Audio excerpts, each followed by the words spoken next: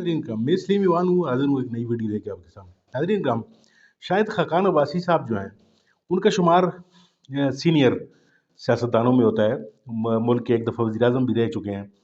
गो कि उनका जो ताल्लुक़ है, जो उनका माज़ी है, वो एक ऐसी पार्टी के साथ है कि जिसके रहनुमा को यानी उसको ट्रस्ट नहीं किया जा सकता। नवाज़ शरीफ साहब की बात कर रहा हूँ मैं।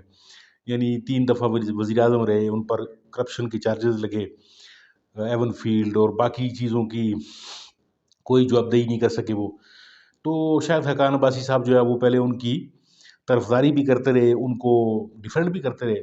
अब इनकी राहें जुदा हुई हैं नाज़रीन करम, और आज की ये जो वीडियो आपको मैं दिखाने जा रहा हूँ, इसमें तो बिल्कुल ही इन्होंने मुस्लिम लीग नून को जो है वो तक छोड़ने का जो है ऐलान भी किया है नाज़रीन करम, और कुछ थोड़ी कड़वी और सच्ची बातें भी की हैं।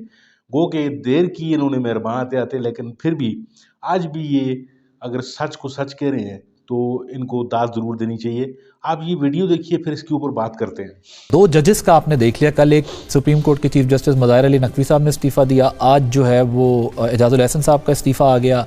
How do you see it, ये क्या हो रहा है? मज़ाहिर नकवी साहब के खिलाफ तो कुछ चार्जेस थे, तो उन्होंने शायद मुनासिब समझा कि मैं इस्तीफ़ा दे दूँ। ये एक बेहतर तरीका होता है, और इसमें शायद जो दूसरे जजेस होते हैं उनका दबाव भी होता है कि बजाय ये बातें मंजर आम पे आएँ तो आप बेहतर इस्तीफ़ा दे दें। एजाजुल एहसन साहब का मुझे समझ नहीं आई कि उनको बताना चाहिए मेरी नज़र में कि क्यों इस्तीफ़ा दिया है, क्योंकि अगले चीफ जस्टिस थे, आम जज नहीं है। आज से साल सवा साल के बाद चीफ जस्टिस बनना था उन्होंने। कंफर्म नहीं है, कुछ इत्तलात हैं कि कुछ उनसे मुताल्लिक भी चीज़ें आने वाली थी जिससे पहले शायद उन्होंने।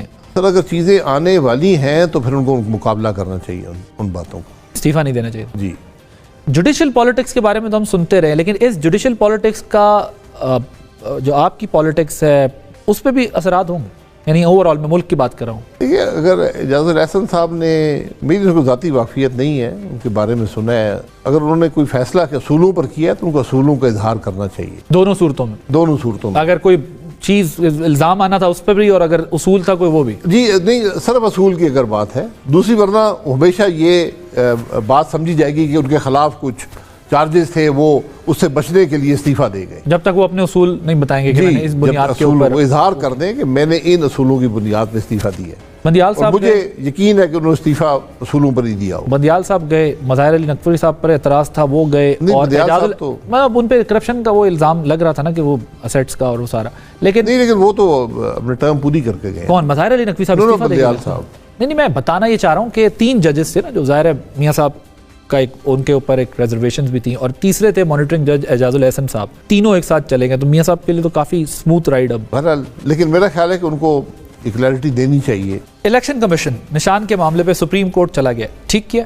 तारीख तो उसको ठीक नहीं समझती। तारीख में बहुत दफ़ा पहले भी हुआ है, और मुझे ये बात समझ नहीं आती, आप इलेक्शन में जब भी बहाम पैदा करेंगे उसका नुकसान होगा। एक जमात है, एक सिंबल है, आप चलने दें, आप क्यों इन चीज़ों को छेड़ते हैं? क्या इससे मकसद हासिल हो रहा है? देखिए, इलेक्शन लड़ना, वोट देना, ये एक फंडामेंटल राइट है आइन के अंदर, ये कोई आम बात नहीं है। आइन आपको इस बात की इजाज़त देता है, the right to associate, the right to election, the right to vote.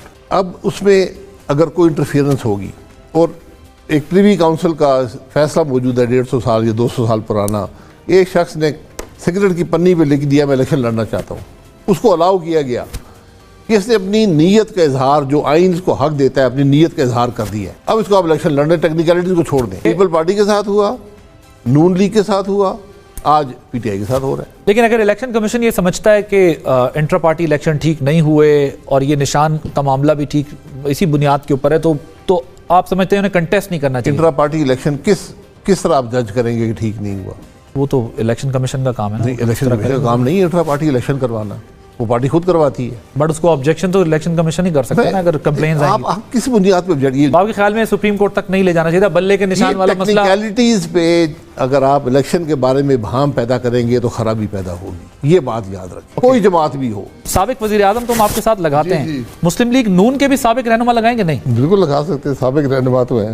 अब कभी रहनुमाई का दावा नहीं था, लेकिन सर आप सीनियर उनके ओहदेदार थे, और अब क्या मुस्लिम लीग नून के मामले में भी साबका का लहाका लगा लें हम आपके साथ? नहीं, वो जो आप मर्जी लगा लें। मैंने इलेक्शन नहीं लड़ा मुस्लिम लीग नून के टिकट पर। पार्टी में है आप अभी? मैंने टिकट ना लड़े तो फिर मुश्किल हो जाती है। نہیں ہیں جی. اور اب آپ سابق رہنمائی ہیں مسلم لیگ نون کے. جی سابق وہ بھی رہنمائی. آپ کی مہربانی ہے سابق. نہیں سر میں تو ویسے میں تو آپ کو سابق وزیر اعظم بھی کہتا ہوں. میں نے کبھی رہنمائی کا دعویٰ, وہ تو ایک عہدہ تھا نا. جی جی, میرا کبھی رہنمائی کا دعویٰ نہیں تھا. ٹھیک ہے. سردار مہتاب صاحب اور آپ کا دونوں کا بھی سٹیٹس برابر ہے یا آپ کچھ تھوڑا ابھی بھی قریب ہیں پارٹی سے؟ سیاست سے اتفاق نہیں. ناظرین کرام, ویڈیو آپ نے دیکھی اور آپ نے جیسے دیکھا کہ شاہد خاقان عباسی صاحب جو ہیں وہ ایک موقف پہ آج بھی قائم ہیں. انہوں نے الیکشن نہیں لڑا, انہوں نے مسلم لیگ نون کی جو سیاست ہے اس سے قطع تلقی کا اظہار کیا. آج وہ اپنی ایک الگ ایک پوزیشن پہ کھڑے ہیں.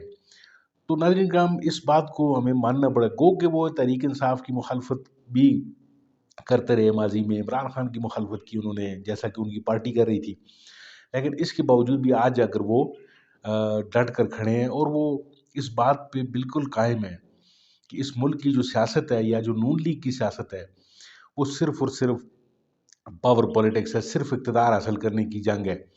اور وہ نواز شریف جو ہے وہ اقتدار حاصل کرنے کے لیے کسی بھی حد تک گر سکتا ہے. یعنی اس طرح کے جو سیاسی جو حقیقت ہے جسے کہہ سکتے ہیں, یعنی شاہد خاقان عباسی صاحب وزیر اعظم رہے ہیں, انہوں نے اگر لا تلقی کا اظہار کیا ہے نون لیگ سے تو بات میں وزن ہے.